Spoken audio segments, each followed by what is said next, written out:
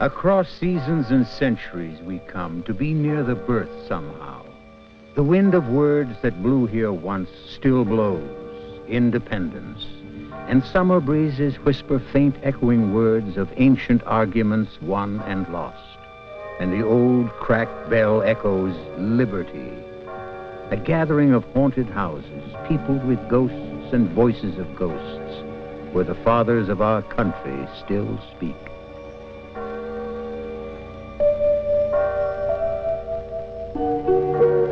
Some of the great ones wish to return from beyond the grave to see how it all turned out.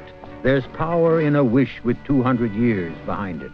Dr. Benjamin Franklin, he snatched lightning from the heavens and the scepter from tyrants. Did I make a wish? Well, so I did. I had an ardent desire to observe the state of America in a century or two. I wished to be immersed in a cask of Madeira wine with a few friends, till I would be recalled to life by the solar warmth of my dear country. Now it seems I must relive those first days, now 2 centuries past. We must begin in 1774. I'm 68. How excellent it is to be young again.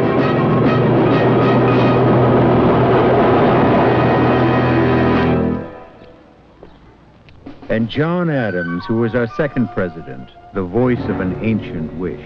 A wish? Oh, yes. I wish to meet my wife and friends, ancestors and posterity. I believe I could even overcome all my objections to meeting Alec Hamilton again, if I could perceive a symptom of sincere penitence in him. And Abigail Adams, who had wished to be with her husband when she could not leave their Massachusetts farm. 200 years is not too long a journey to join my dear partner.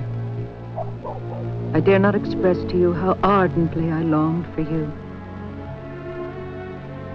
I have some very miserly wishes. I must protest your spending 1 hour here, till at least I have had you 12. And Washington, the father of our country.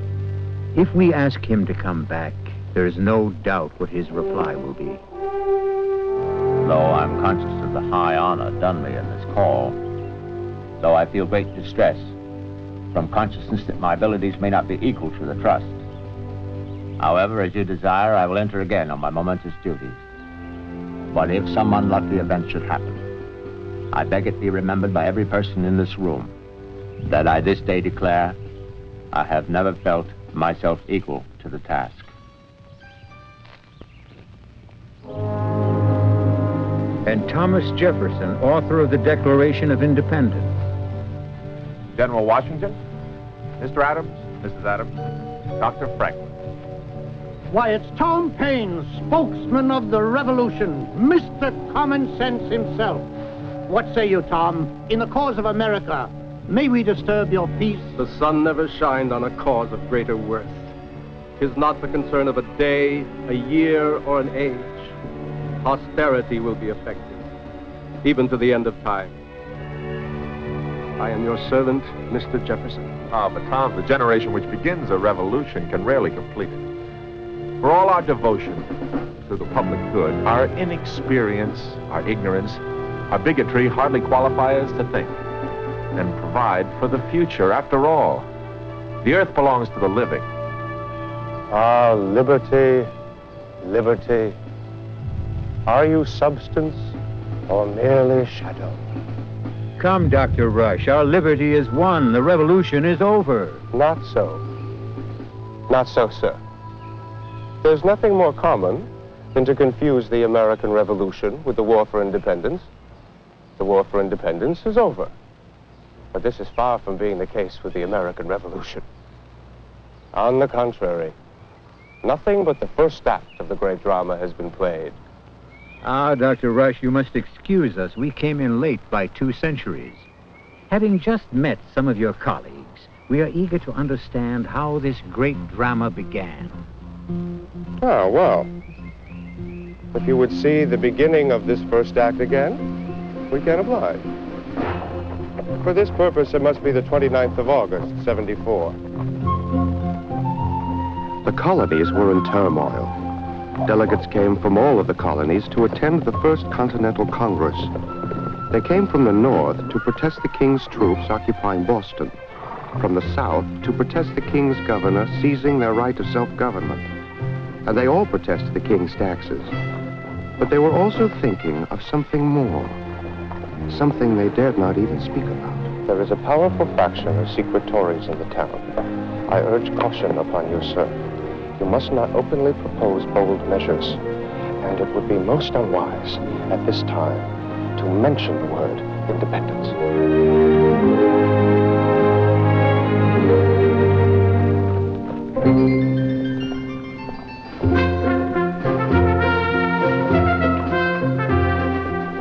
The Continental Congress of 1774 be now in session. The chair recognizes Mr. Samuel Adams of the Massachusetts.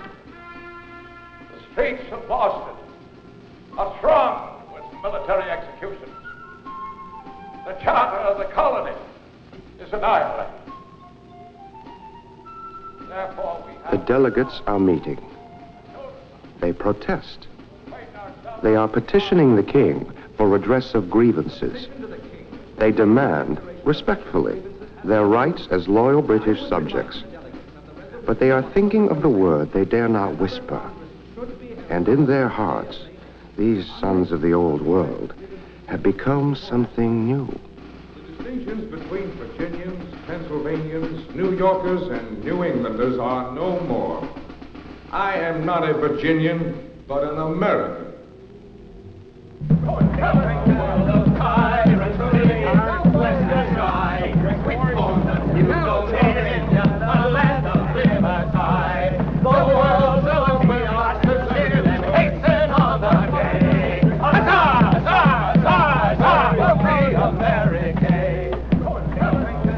I received the petition to the king and sent it on, but it was thrown under the table. Petitions to the king? I dreaded them like death. After all, they might have been accepted. But now it is 75. Instead of satisfaction, the king has sent us redcoats to quiet us by force. I'm in perpetual anxiety, Mr. Adams, lest the mad measure of mixing soldiers among a people whose minds are in such a state of irritation as may be attended with some sudden mischief. For an accidental quarrel, a personal insult, an imprudent order, or 20 other things may produce a tumult in which such carnage may ensue as to make a breach that can never afterwards be healed. So be it. The 19th of April, 75. And so it has happened. All across the 13 colonies, committees are ready for this terrible moment. A dispatch from the Committee of Safety at Watertown. To all friends of American liberty, be it known that this morning, before break of day, a British brigade marched to Lexington, fired without provocation, and killed 6 men and wounded 4 others.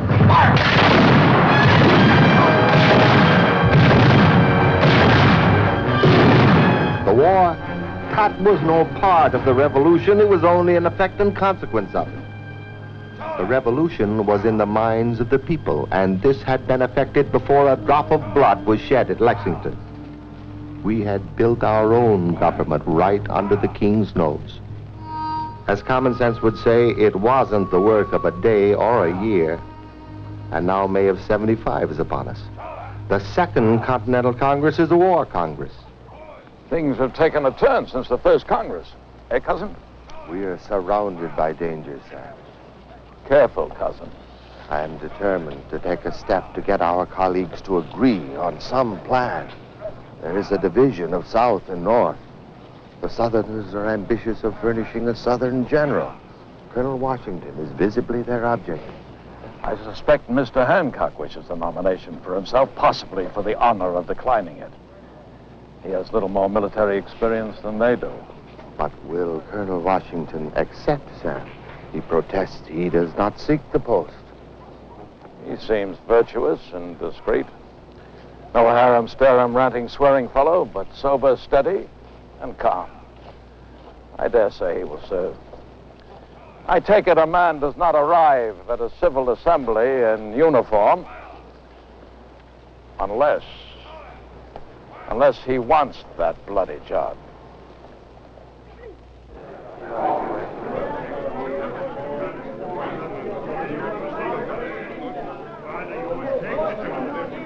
Mr. Adams. Mr. Hancock. Gentlemen.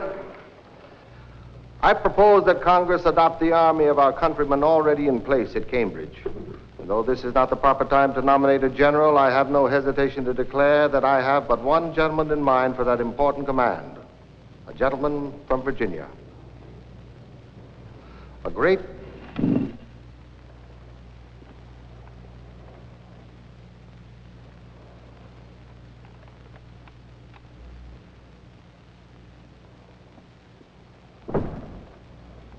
A modest gentleman from Virginia who would not wish to hear himself praised, but whose great talent and excellent universal character will command the approval of all America.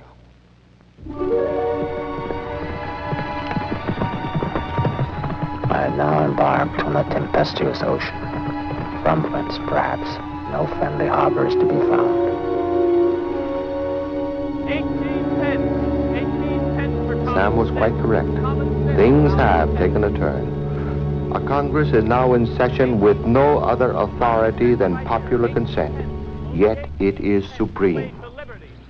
Philosophers have written that all government is based on the consent of the people, but I think the experiment has never before been so directly made. We will, from this, create a government of laws and not of men. A letter from Abigail. Could she only be here in these trying times? We must get on, dear friend. Already it is 76. High time we declare our independence and have done with it. Shall we not be despised by foreign powers for hesitating so long at a word? I will offer you a maxim of state. A people may let a king fall, yet still remain a people. But if a king let his people slip from him, he is no longer a king. As this is our case, why not proclaim it to the world? I think you shine as a stateswoman of late, as well as a farmer's. Pray, where do you get your maxims of state? Why, from philosophy and reason, just as you and common sense do. And by the way, in the new code of laws, which I suppose it will be necessary for you to make, I would desire that you remember the ladies. Remember, all men would be tyrants if they could. If particular care and attention is not paid to the ladies, we are determined to foment a rebellion and will not hold ourselves bound by any laws in which we have no voice or representation. We are told our struggles have loosed the bands of government everywhere.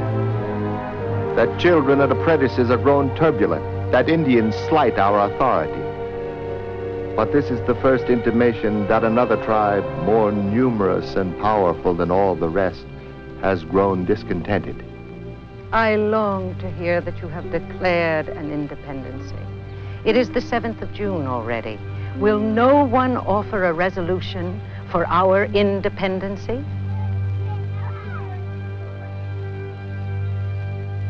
The chair recognizes Mr. Richard Henry Lee, the delegate from the colony of Virginia. I move the following resolution respecting independency.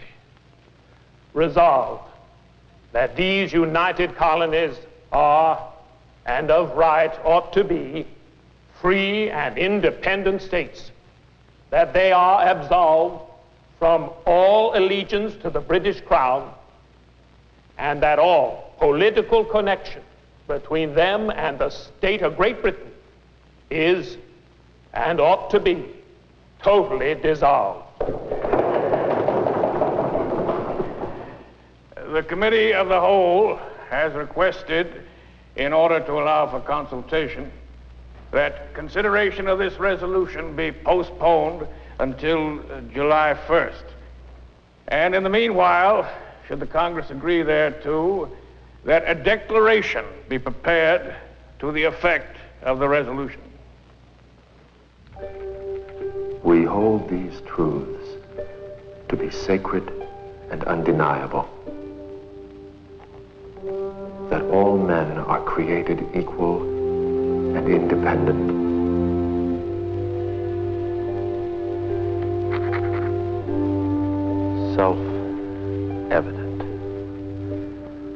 We hold these truths to be self-evident, that all men are created equal and independent, that from that equal creation they derive rights inherent and inalienable, among which are the preservation of life and liberty and the pursuit of happiness.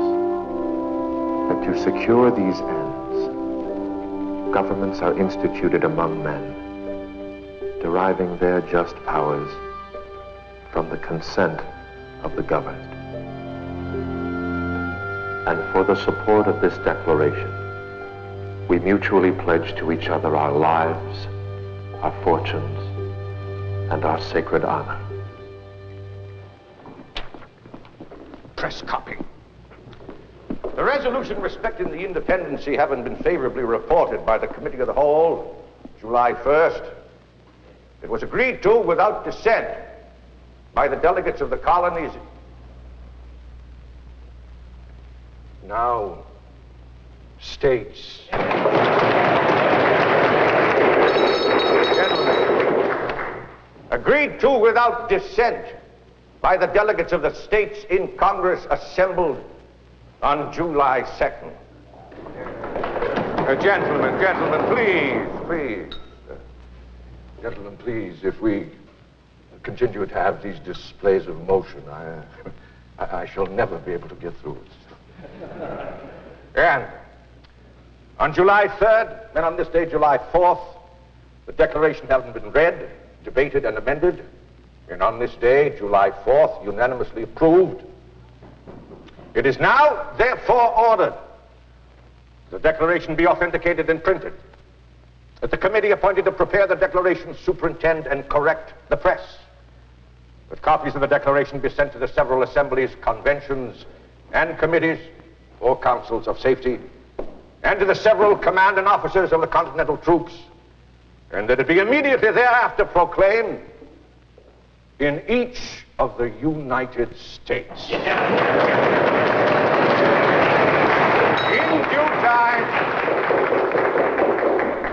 In due time, by August, I expect, the declaration shall be engrossed on parchment, and that shall be then duly signed by the members.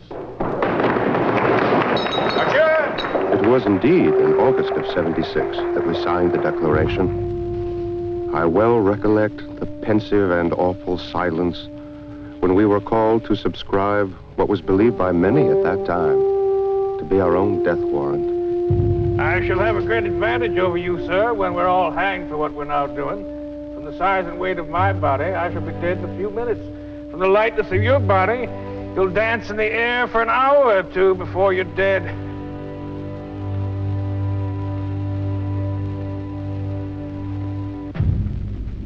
General Howe is marching through the Jerseys. The war will not wait. And should we lose it, the fine sentiments in our declaration will be so much air.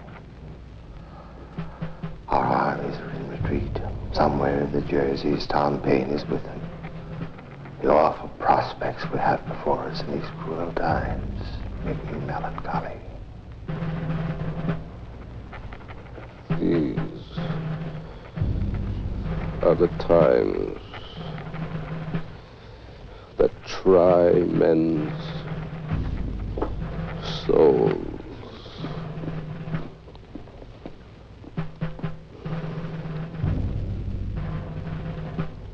The summer soldier and the sunshine patriot will, in this crisis, shrink from the service of his country.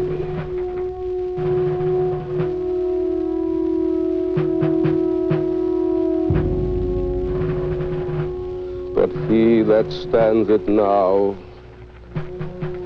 deserves the love and thanks of man and woman. 6 years of endless war, sickness, death, terror and despair. And then in October of '81, the endless war at last is ended. And what have we won? The Articles of Confederation barely hold us together. We have concluded peace with the British, and already we are near war with each other. Government of national union must be formed, although it is not popular to say so. In that case, let's hurry on to 1787. I just returned from France. France. 1787. That was a year in which a national government based on the popular will was at last founded, and a constitution written. I object. I object to Mr. Randolph's plan. I say the Confederation does not have the power to discuss and propose it. New York would never have concurred in sending deputies to the convention if she had supposed it were to discuss a national government. The small states say their liberties will be in danger. The large states say their money will be in danger. Now, when a broad table is to be made and the edges of the planks do not fit, the artist takes a little from both and makes a good joint. Here, both sides must part with some of their demands in order that they may join.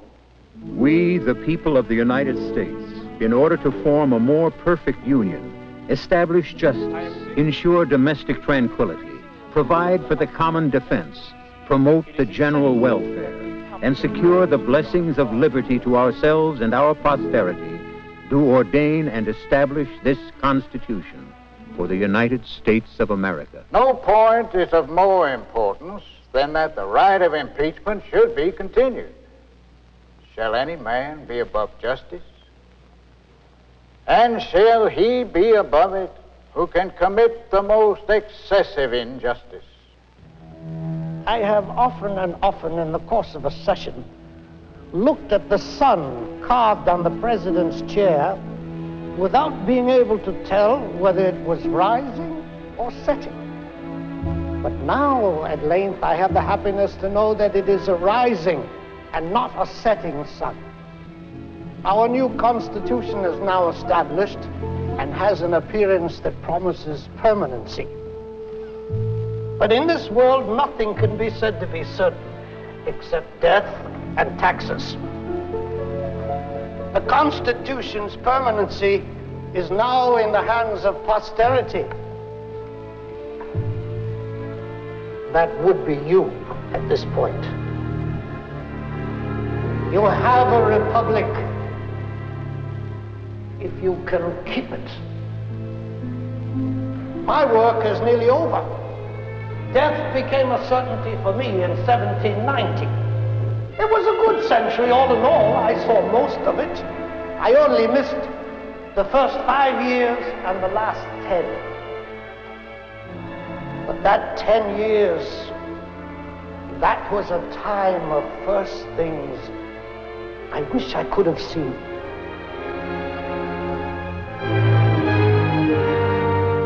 In former times, power was handed from one head of state to another only by heredity or by the sword, by murder, treachery, imprisonment, hired assassins, but peaceably and by popular election. I think there is no precedent for that. If that should happen, as it will, of course, in '97, that would be most remarkable. As I was quite dead by then, I was obliged to watch the ceremonies from above the door in a toga. Welcome to Congress Hall. Have a seat somewhere.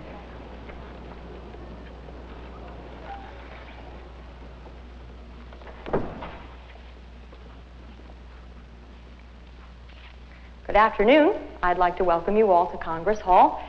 You are now seated in the building that was used by the Congress of the United States between 1790 and 1800, because for those 10 years, Philadelphia was the capital of our country, and Congress had to have a building to use. Now, keep in mind that the Constitution of the United States was ratified in 1789, so Congress moved in less than a year after that happened, and they were busy organizing our country using that brand new framework of government.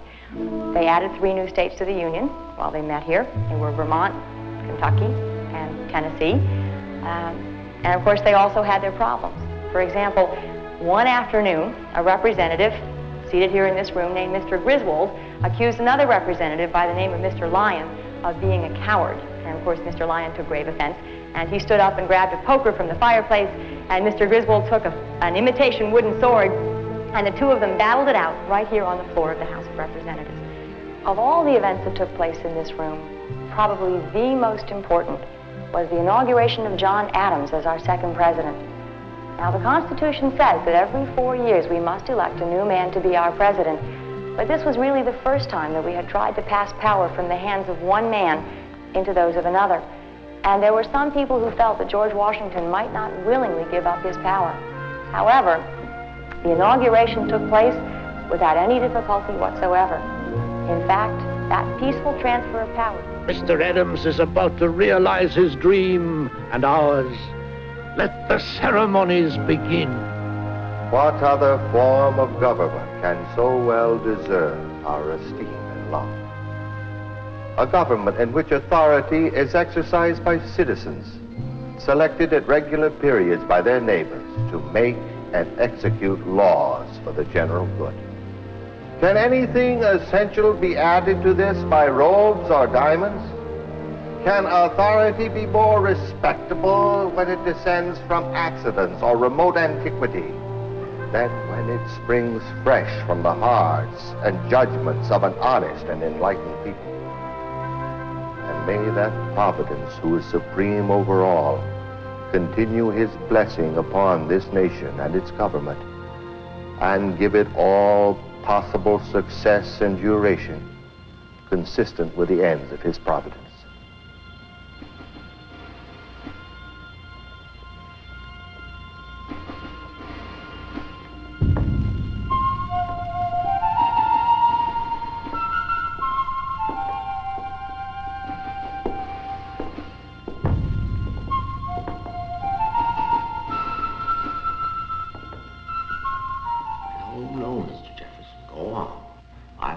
Citizen once again, and I shall dutifully follow.